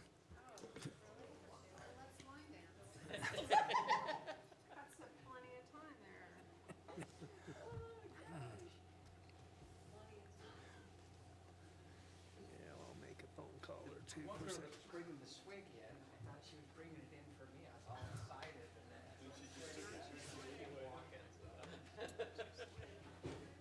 are these students that are? Oh, college students. Oh, okay. Okay. Not students from your school then? Or- No. Okay, I wondered if they were. Mine would probably been making noise. Which is good. It's amazing to see how engaged they become, so it's a good thing. Who's doing all that? Yeah, yeah. Just, Got the spring sports going? spring sports are, well, kinda. We canceled half the games so far, but other than that. Yeah, yeah. Yeah, we've had bad weather, had a water main break. But our wrestlers, those girls you saw here the other day, a bunch of them went to national. I think it took 5 girls and 1 boy to nationals. Felicia and Julia both won nationals, so they're national champions. Oh, yeah. Where was it? Iowa. So, That's not a wrestling school. no, but I think it was in Iowa. And so T, that's her second national title. Julia won second last year, so she's got a first and a second. And then Christy took 7th, and all 3 of them are all Were there Americans. many other?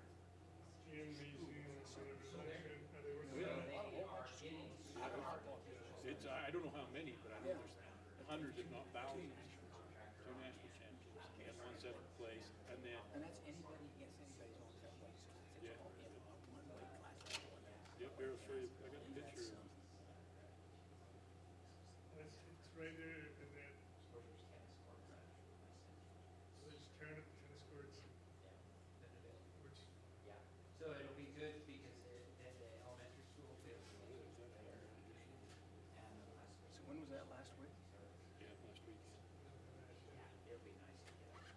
Here it is, yeah, those tennis courts, So, they're nice. So They're there's a big fancy trophy. they're about as bad as it gets. Yeah, for 3 sure. are All-Americans and 2 are nationals. Okay. Which one was the nationals? T and Julia are nationals, and then Christy is, she's an All-American. She took 7th. This truth in taxation and bond idea, Yeah, so I think, I don't know if they I So really, you can see there's, that's pretty cool. I One get podium teary-eyed weight, about it. You guys they can't use got, it. came up with a good plan. Well, you know, we gave a little direction last board meeting, and Lance took it back, him and Todd. Most of them, yeah, I don't not know all if of them, it's but all prices, but Yeah, I've always said we gotta get. But when they're that good, And I they're think gonna we get some serious, projects, they're gonna be, projects under, that's awesome. And I think people, their ears are gonna turn a lot more just. Yeah. It's right, it's the responsible thing to do, it's the right thing to do, and I don't care what anybody says, but I did not support the last bond. And yeah, I got nailed on it here tonight by your comment, I don't care. It wasn't the right one. And I don't know about the 2. Brad? Oh, no. Can't do the Oreos. thing than lard and sugar between chocolate cookies. Excellent idea, I think it's so Continue to do that. I have, yes.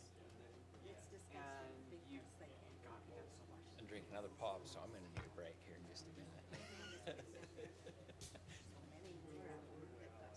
Walk away. Yeah.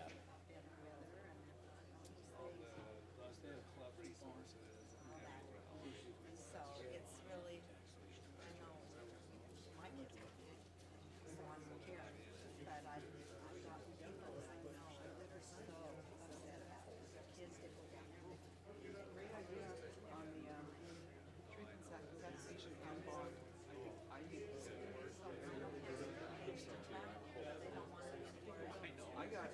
I know, I got the warm fuzzies. Yeah, so, I hope that sales tax. That will help us.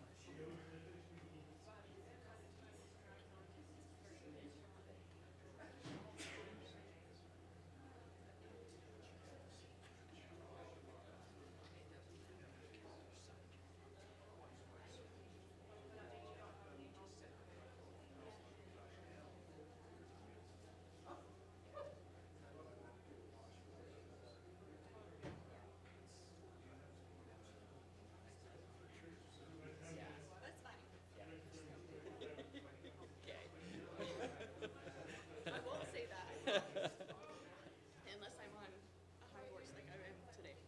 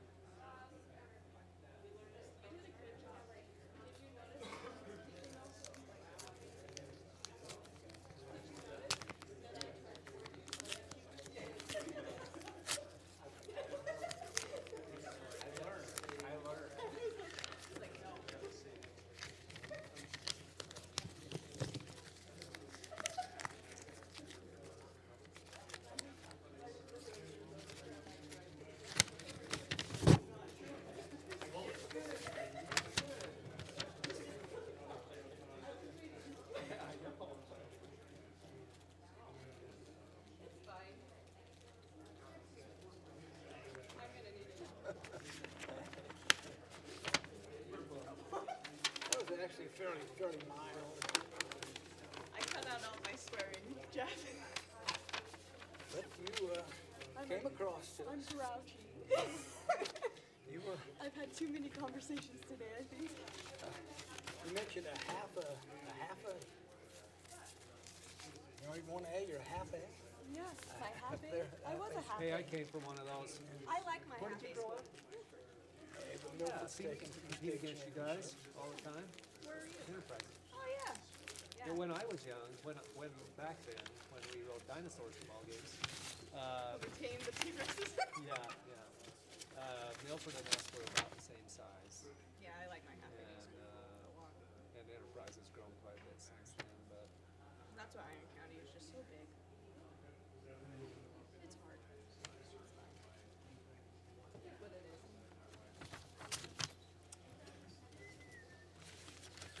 you want another Nutter Butter peanut butter sandwich? Good. Okay, if everybody could start to make their way back to their seats, we'll get started here in 30 seconds.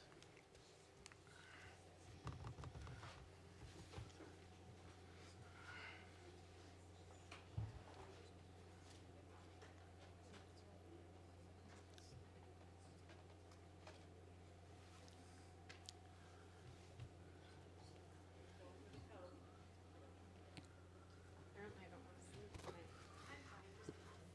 Okay, next item on our agenda, we'll go ahead and resume our work meeting. Next item on our agenda is item number 3, Student Personal Device Policy Survey. President Johnson? Yes. President Johnson, this is very important to go along with this. If I could take a minute and a half to get the proper setting for this particular agenda item. It won't take long, okay? If that's all right. Is it on your cell phone or? Okay, no, I would appreciate it. Okay. This is for this area, okay? This has a wall attachment.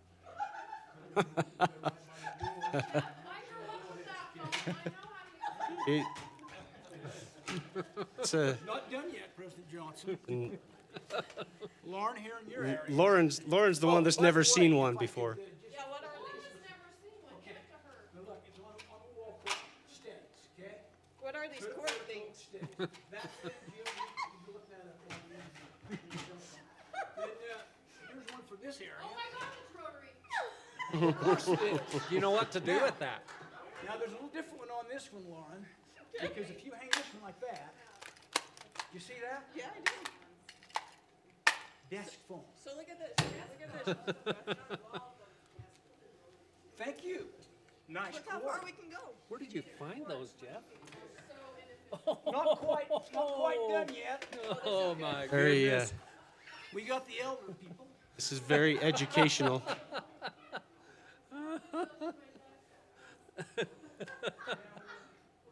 one right here, and, you might recognize this, I think this one came, from Raymond Burr, his alias. This one has an extension cord, and maybe Hunter could find some, like some outlet, it's gotta be a 4-prong situation. And you can go to a different extension cord if you need to, and maybe, you have to have this going around, but if it is plugged in, you could reach around out there and use those. And maybe we go to over 100 if it's long enough. So. Hey, It's Jeff. kind of a prelude, we are going into personal devices right now, so, Hey, Jeff, There's your personal I devices. can get an app for that on my phone. Looks just like that. Just for Steve and Kevin, McGarrett had one of those phones in his car on Hawaii 5-0. Okay, we'll get this back on track before Jeff goes and gets the telegraph out and starts to send it around as well. So, Is there a board that has as much fun as we do? no. Okay, we'll turn the time over to Superintendent, kind of bring us up to speed on the student personal device policy survey. Yeah, thank you. We sent the policy out, and we received some responses, and I'm excited to share with you, what we learned. But to set the stage, I want to make sure to remind you that we have already done a survey of all the staff members in the district. We had a great response. About 50% of all of our teachers filled that out. And you can see that overwhelmingly there was sentiment that they value the opportunity to occasionally use cell phones. We talked about things like a metronome in music or recording and being able to post something on Canvas. And we saw a lot that said, almost half said that they see no value in using cell phones. So we also saw that there was a large majority that were in favor of a policy from the district. So this is what put us on the path. The policy that we proposed on the next slide, you're all very familiar with. It proposes that we just simply not have cell phones in the hands of students in preschool, elementary, or middle school during the school day. High school, they would be allowed prior to the school starting, between classes, during lunch, and after the school day has ended. And of course, if there were needs, health needs, IEP, 504. Also, we listed that the use of a personal electronic device is solely limited to support and enhance instruction. So teacher permission is necessary for a student to use that electronic device, and the teacher may request at any time that the device be turned off. Failure to do so results in disciplinary action. That disciplinary action is outlined within the policy where this would be embedded, which is the responsible use policy, which is already in place for all of the technology. High schools will determine school-specific procedures to communicate and enforce the policy. So people read the policy, and then they responded. You can see that the vast majority of respondents were students. Surprise. Some of those students, I could tell, responded multiple times. On their phones. On their phones during class. So we had a category of other, and only 9 others responded, and I can tell that a few of those were students. But out of those others, the majority of them agree with the policy. So let's just go down to students. There were 1,072 responses from students, and they overwhelmingly disagree with this policy. Oh my gosh. I know that's a surprise to you. Student comments, I would like to share. disaggregated the comments, and these are some of the things that they had to say. You know, mental health and well-being concerns, I think that's a legitimate issue, and there were 20 comments along those lines. Academic and educational use, 35 comments, tried to argue how important that phone is for their academic and educational use. And that is probably true for some of them. They probably actually use them heavily in some courses, depending on what is going on. Emergency and safety concerns, that's a legitimate concern as well. Distraction of the classroom environment. There are 25 comments that acknowledge that their phone is a distraction to themselves and others. I think that's good. They suggest that managing phone use should be more about teaching self-control and less about imposing bans. So that was a theme that I saw, you know, definitely was don't just take them from us, help us to learn self-control, which is, I think, honorable on the part of those students that are recognizing that's something that they need to work on. Inequity and enforcement issues, there were 15 comments about that. Continuing on to the other slide, teacher and classroom autonomy. So some of the students believed that the phone use policies should be determined by individual teachers based on the needs and dynamics of their specific classroom. Those students didn't actually read the policy because that's exactly what the policy says. Communication with family. A significant number of comments stress the importance of being able to communicate with family members during the school day. There were 30 of those. That was a popular one. 40 comments, just generally negative feedback on this policy. Strong sentiment against the policy, with students expressing frustration about what they see as unnecessary restrictions that do not address the root causes of phone-related issues in schools. And some of them used colorful language in their explanations. Suggestions for alternative solutions. Some students proposed that alternative solutions to an outright ban, such as focused education on responsible use. I thought that was interesting. We could do some lessons about appropriate phone use. I'm not sure that that occurs. So there were 15 comments along those lines. General discontent with the school policies, just a broader discontent, 25 comments along those lines, not liking the restriction. I would like to throw in a couple of honorable mentions. We received the flip you the bird emoji, and there were a few other really fun and colorful things. One of them that put over and over, but I like my phone, but I like my phone. And they were actually very entertaining to look through. But we know where the students stand mostly. They don't want any restrictions. But if you go back to the graph, though, isn't it interesting, though, that we had, what would that be? I don't know, around 160 or something students that actually agreed with the policy. And we had almost 400 that were neutral. They understand that there's a need to do something. And I think that's worth calling out. We have some really smart and kids that are really thinking about, I need to be educated here. And there was a lot of comments from students about that too. Okay, parents, 457 responses, and overwhelmingly positive about the policy. And if you look at the comments, there were some opposition. There were 37 comments about emergency situations. I don't think they quite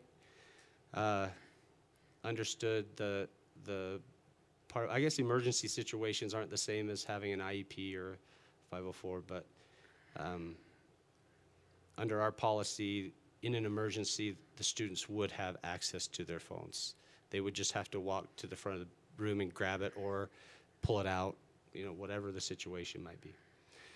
The belief that the phone should be a parent decision and not a school's. There were 21 comments along those lines.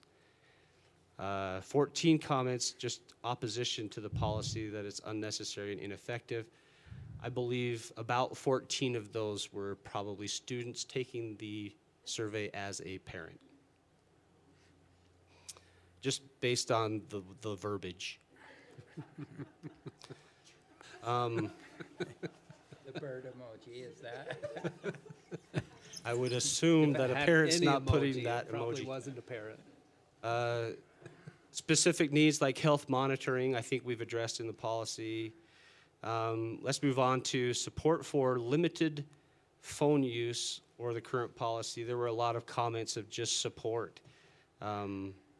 Just use it outside of class time. Belief that responsible students should not be penalized for others' misuses. That was a comment that came up 8 times. And then calls for clear rules and enforcement. You can see those on the following slide. You see educational and social development concerns. There are concerns, 18 comments about the impact of phones on social skills and learning. 7 comments about students need to learn self-regulation and responsibility. 26 were support for restrictions during class to improve focus on learning. 14 comments agreeing with banning phones outright during school hours. And then you have some miscellaneous comments there. The following area is educators, and we did not get a very good response. Only 46. I think it's because they already felt like they already took the survey. So this is not good data, the 46 responses. And again, I had to delete some that I could tell obviously were students taking it as a teacher. So I'm not sure exactly what to think about this, except for even with the problems of the number and all that, we still have a majority of them that agree with the policy. And you can see the comments from educators. Nothing was really overwhelming as far as frequency of comments. And again, I'm not confident in that set of data. And that's it. So the policy that's under consideration, we've heard now from students, parents. I feel like we had a better understanding of where the teachers are. That's why I started with that. We know that they agree with some flexibility and that this type of policy needs to be put in place. So I'm confident that this is something that the teachers and the faculties approve of. But now we have a much better feel for how parents and students are thinking about this issue. Good work. Thank you.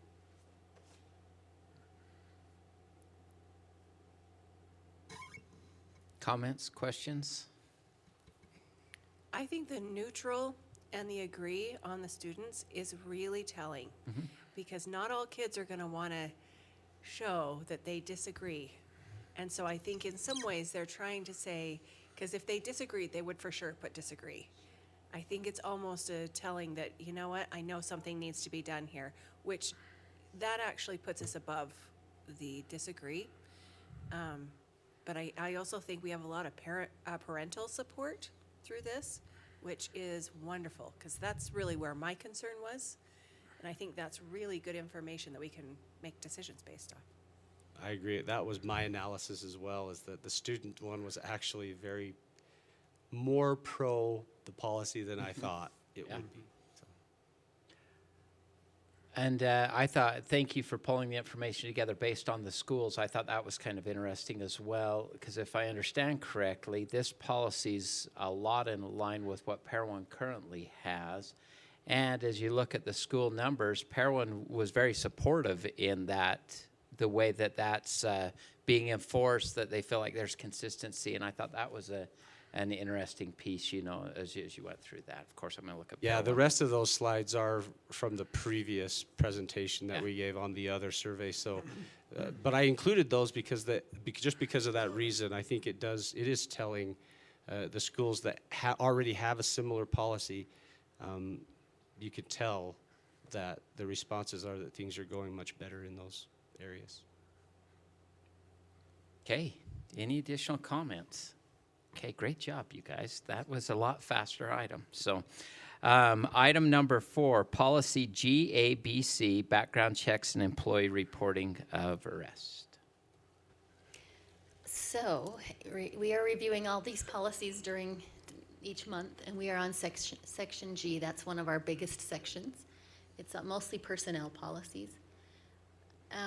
We had to break this in half, so we'll see G again in April because there are so many. And not every policy needed revision. So what you're seeing here is the ones that we felt like needed updating based on law or revision based on need. So the first one is background checks. This is, of course, just our first time seeing these, so they'll go through a first reading next week. This one didn't have a lot of changes. In some cases, just small wording changes, but if you'll go down to the middle of this, second page, the new law just passed a few weeks ago in the legislative session, requires that we pay for all background checks, that we don't ask an employee or a volunteer or anybody to pay for that background check. So that's the adjustment here. The district will pay the cost of an applicant's background check after being selected for a position. We don't do background checks before we select them for a position. So everything else we just crossed out as part of the new law. So that's really the only change in that policy. Should I just keep going? Okay, I'm going to thank do you. all of those. So maybe you yeah, have to. That will be great. go Yes, on. just keep going. So, and so everybody understands these are first readings, so we're going Yes. into that, and so we'll have time for comments. If there's, comments that need to be made, please make them, but otherwise, yes, please move forward. Yeah, and I would say pipe up if there are comments that you have as we go through those And too. email. That Yeah. is a great resource to be able to, you don't even have to do it on your phone, you can do it on your desktop computer if you want. But email, Yeah. email comments along as you see those. Okay, go ahead, Jeanette. The next one is job classification appeals procedures. The purpose of this policy is if an employee feels like their job has changed substantially, how do they go through, what process do they go through to be able to tell us, hey, it's changed quite a bit, and I feel like it needs to be restructured. So this is the policy for that. And really on this one, big changes when this is a procedural type thing. Most of it always comes to me rather than the superintendent, and then the superintendent is involved after we kind of look at the job description, we talk to the school, different things, and then as a committee, we meet to look and see, has this job changed enough? So the change here is from superintendent to director of human resources, and then in step 4, the committee, which meets once a year, or generally when an appeal comes in, is the superintendent, the director of human resources. We don't involve the employee association president in that. We haven't, so we're not necessarily following that, and then the business administrator. And then more specific on this, the committee will review the request with feedback from the principal or supervisor and make a decision. The final decision will be communicated to the employee and the employee's supervisor. So it just kind of clarifies that procedure, that process that we've been following a little bit more. Okay? Can I ask a question on that? Yes. If they're only reviewed like once a year, if there is a change and you change classifications, do you look at back pay and stuff like that? We do. It's what you do? Okay, so they know going forward, Yeah. you can appeal, but it might be 6 months before we look at it, and if it's effective and it is reversed, then we'll go back and fix that. And in the past, as soon as we have an appeal, it might take us a few weeks to gather everybody together, get the information that we need, but we don't generally just do it once a year. Okay. And these don't come in a lot. Maybe, once a year, maybe. All right, the next one is employment licensure. The only change to this one is because the law has changed. We no longer have what was called a letter of authorization. That's not required by law anymore. That's the LEA-specific license that the board approves in the consent agenda that you see. That's the process. And that, it used to be that we would have to get a letter of authorization from the Utah State School Board every time we did an LEA-specific license, but we no longer have to do that. So we're just crossing that out.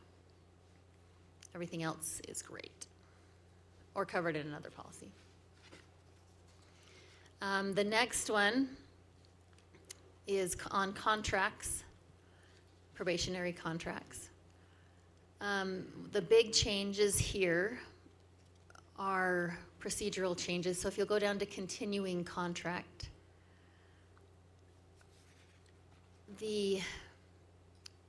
after an employee is probational for 3 years unless the probation is extended from their date of hire. And at that point, this policy says we will notify them in writing that they will be a career employee. That's not a process that we followed. What we do is offer them a career educator contract. So we wanted to clarify that just a little bit. So they shall be offered career educator continuing contract status, and such teacher shall within 30 days accept the continuing contract. That's the change there. A little bit farther down, under valid license, this is another area this is a substantial change here. It does follow the code below, which basically says we will have licensed, qualified candidates in every building. So this says an instructional employee who does not hold a valid professional license after the conclusion of the probationary period will have their contract non-renewed and not be eligible for reemployment until the professional license is obtained. Something that we're dealing with, where we have. And it is important to note that the only way that goes into effect is after a lot of time and work and effort to work with this person. They pretty much have to just not do it in order to We have not a make it. pretty specific process. They have 3 years. We meet with them twice a year. We check on them. Like, they really literally have to just not do it to get to this point. So yeah, it definitely is a choice. And then the other changes in annual salary. Right now it just says it shall be payable in 24 installments on the 5th. We've had a few incidents where we've had teachers complain that they got paid on the 6th. And those things happen rarely, but because of holidays, mainly Memorial Day or Labor Day or something like that, that happens. And so we just changed this to they will be payable on the day before or nearest to the 5th and the 20th, just so that we're following policy if that happens to fall on the 6th. And then down below, professional personnel shall file with the Human Resources Department rather than the business administrator, because with our college and credits to be able to place on the salary schedule, because that just comes to me. So we can follow policy.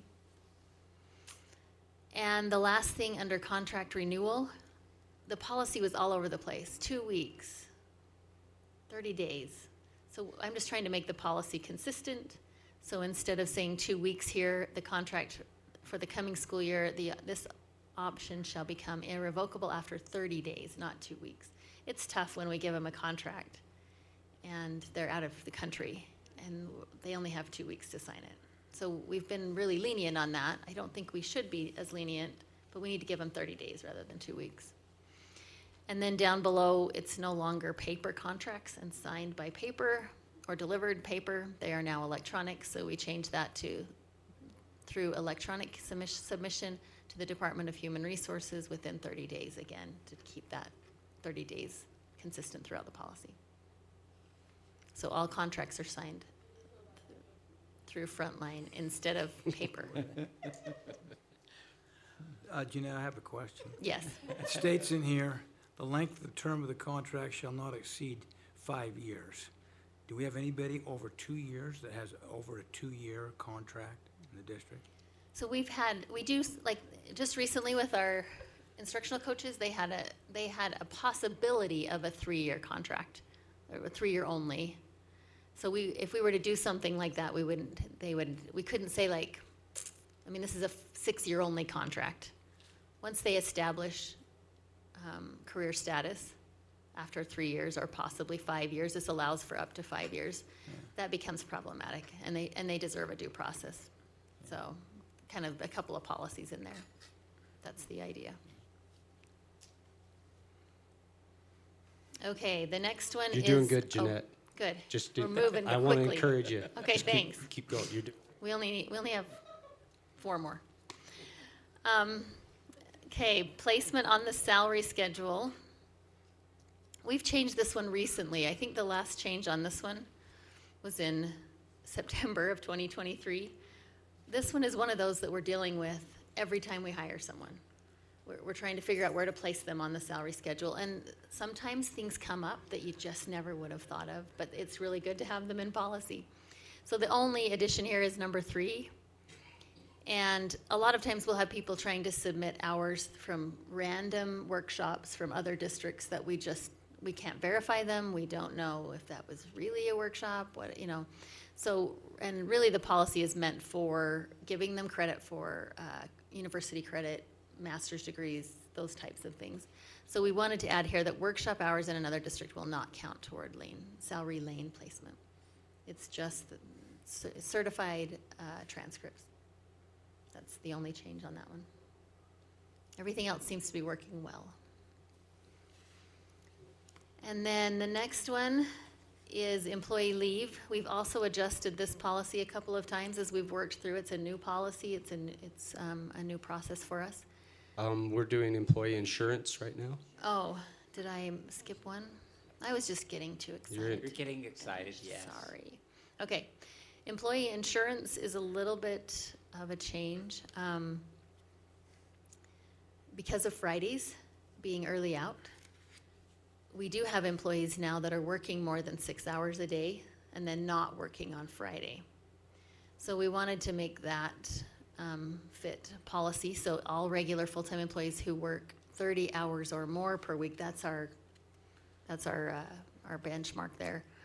And their dependents are covered by a group plan. So if they work less than 30 hours, they're not insurance eligible or benefits eligible. So we changed that. And then we've had a couple of issues with this, and we wanted to make it clear in policy. So this is a new addition.